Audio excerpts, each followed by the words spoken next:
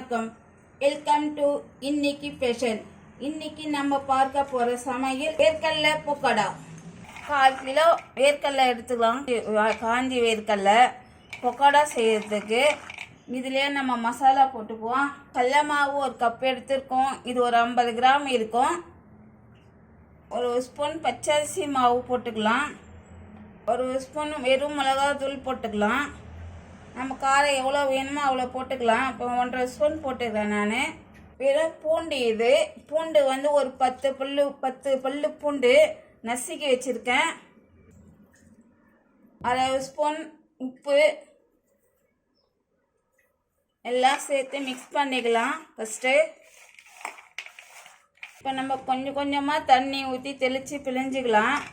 ரொம்பலாம் தண்ணியெல்லாம் ஊற்றக்கூடாது, லைட்டாக தண்ணி தெளிக்கணும். இது சாயங்கால டைமில் நம்ம ஸ்நாக்ஸு பாருங்கள், இந்த அளவுக்கு போதும். நம்ம பக்கோடா போடுறதுக்கு இது ஈஸியாக இருக்கும். ரொம்ப தண்ணியாக இருக்கக்கூடாது. இப்போ நம்ம கடாயை வச்சு எண்ணெய் ஊற்றி காய்ச்சிக்கலாம்.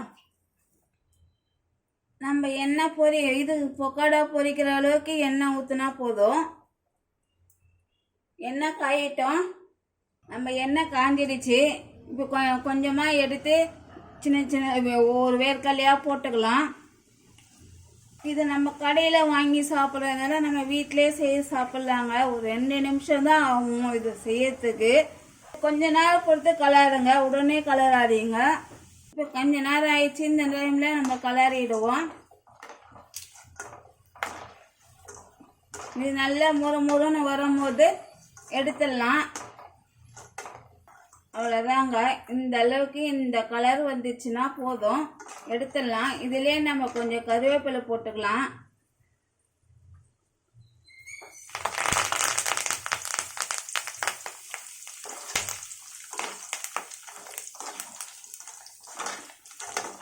இப்போ எடுத்து ஒரு தட்டையில் போட்டுடலாம்.